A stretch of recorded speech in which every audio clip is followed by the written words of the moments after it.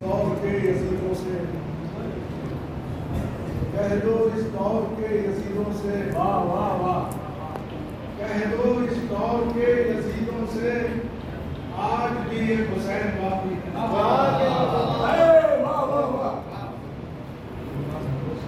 حضرات، دنیا یہ سمجھ لے کہ یہ وہ قوم ہے جس کی فطرت میں انسانیت ہے، جو کبھی فساد کی طرف نہیں جاتی، نہ فساد کرتی ہے نہ فساد کو برداشت کرتی ہے۔ امن و امان اس کی فطرت ہے۔ یہ وہ قوم ہے جو اپنا خون دیتی ہے لیکن کسی کا خون نہیں دیتی۔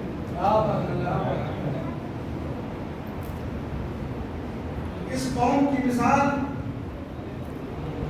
شہد کی مکھی کی طرح ہے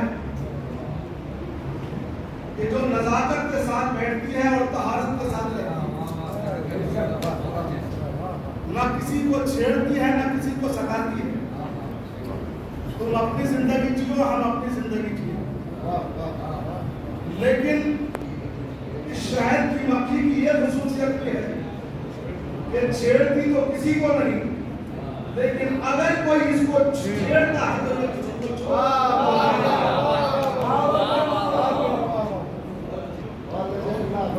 اس قوم نے نہ امریکہ کو چھیڑا نہ اسرائیل کو چھیڑا، اس لیے کہ جو چھیڑتے ہیں وہ مرد نہیں ہوتے نہ مرد ہوتے، چھیڑنے والے مرد نہیں ہوتے نہ مرد ہوتے ہیں، لیکن جب چھیڑا جاتا ہے اور چھیڑنے کے بعد جو ان کو سزا ملتی ہے وہی مرد ہوتے ہیں۔ یہ قوم کبھی کسی کو چھیڑتی نہیں ہے، لیکن اگر اس سے ٹکراؤ گے تو پھر نہ اسرائیل کا پتہ چلے گا نہ امریکہ کا پتہ چلے گا، یا یوں کہوں کہ کوئی نہیں بچنے والا، نہ سعودی بچے گا نہ یہودی بچے گا۔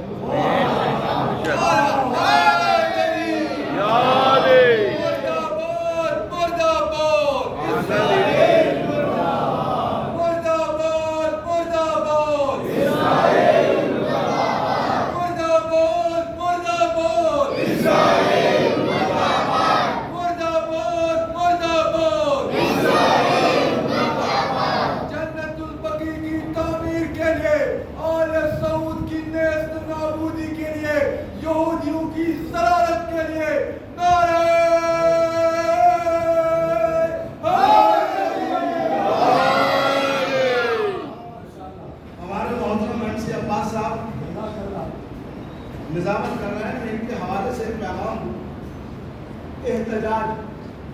کیسا احتجاج؟ احتجاج بھی شریفوں سے کیا جاتا ہے،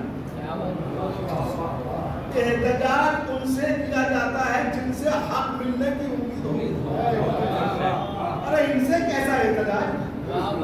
ان سے کیسا احتجاج بھائی؟ ان سے ہم کیا لے رہے ہیں؟ ان کا ہے کیا؟ ان کے باپ کا ہے کیا؟ نہ کعبہ ان کا نہ مدینہ ان کا۔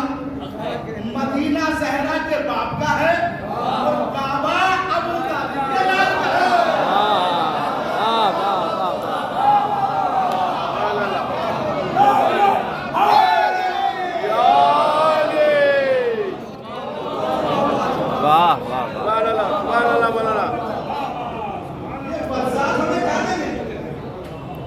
ان کے پاس لوٹنے کے لیے ہے، دینے کے لیے زہرا کی ماں کی ٹکڑوں پہ پلنے والے بھکاری، یہ ہمیں جانے ہیں، یہ ہمیں جانے ہیں۔ میں نے کسی نے بات کہی تھی کہ شہزادی کے قبر کو منہدم کرنے سے پہلے یہ سوچو کہ اگر ان کے نام کو قرآن سے ہٹا دیا جائے تو قرآن میں ہے کیا؟ دیکھیے، اہل بیت کے مرکز کو کہتے ہیں زہرا، مرکز اہل بیت کو کیا کہتے ہیں؟ زہرا۔ اور اور اس مرکز کا مقام کیا ہے؟ حدیث میں آیا ہے کہ من لم یصلی علیکم لا صلاۃ لہ، اے اہل بیت رسول جو تم پر صلوات نہ پڑھے اس کی نماز نہیں. یہ بات ہے. تو اس کا مطلب یہ ہوا کہ اب صلوات کتنی تکلیف ہوتی ہے صلوات پڑھنے میں. بغیر سانس توڑے انسان صلوات پڑھ سکتا ہے. اتنی آسان ہے صلوات، مگر اتنی مشکل کہ جو بغیر سانس توڑے پڑھی جا سکتی ہے اس کا مقام یہ ہے کہ اگر اسے نماز سے نکال دیا جائے تو نماز نہیں. اتنا سا حق ہے زہرا کا، سنیے اتنا سا حق ہے زہرا کا، لیکن اگر اس حق کو ادا نہیں کیا گیا تو نماز نہیں ہوگی. تو جب اتنا سا حق ادا نہ ہو تو مجھے بتائیے اگر قرآن سے ان کا نام ہٹا دیا جائے تو قرآن میں کچھ نہیں، نماز سے ان کا نام ہٹا دیا جائے تو نماز میں کچھ نہیں، اسلام سے ان کا نام ہٹا دیا جائے تو اسلام میں کچھ نہیں. تو جنت البقیع میں اگر ان کا نام مٹایا جائے تو پھر جنت البقیع نہیں ہے. بس آخری بات اسے آپ ذرا توجہ سے سنیے، بہت عام بات ہے، میں بہت لمبی چوڑی تقریر نہیں، اسے سن لیجیے آپ بڑے توجہ. چنئی سے ایک کیلنڈر نکلتا ہے، کیا نام ہے اس کا؟ حسینی کیلنڈر نکلتا ہے نا، ہر سال نکلتا ہے. تو یہ کیلنڈر جب نکلتا ہے نا 2024 اب چل رہا ہے، تو 2024 جب تک ختم نہیں ہوگا یہ کیلنڈر ہر گھر میں لگتا ہے. لگتا رہے گا.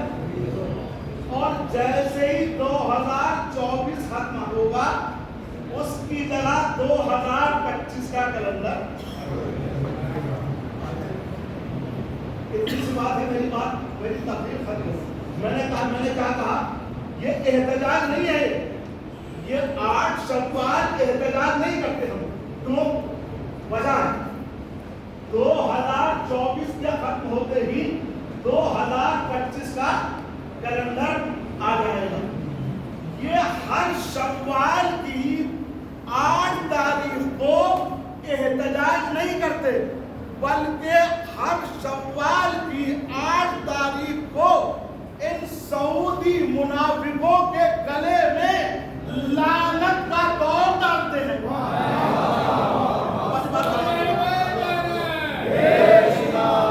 لعنت کا دور ڈالتے ہیں. کیا ڈالتے ہیں؟ لعنت کا دور ڈالتے ہیں.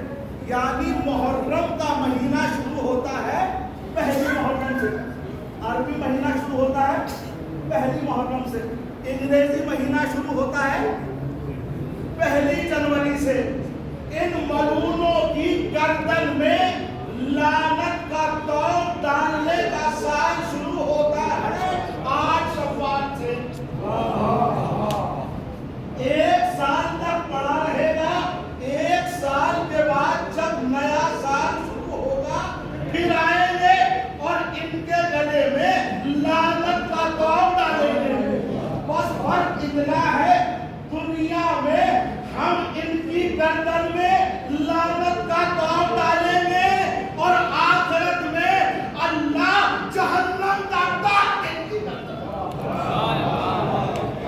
ان کے نصیب میں ذلت ہے، رسوائی ہے، کچھ نہیں ہے. اس لیے اہل بیت سے ٹکرانے والے کبھی عزت نہیں پا سکتے. السلام علیکم.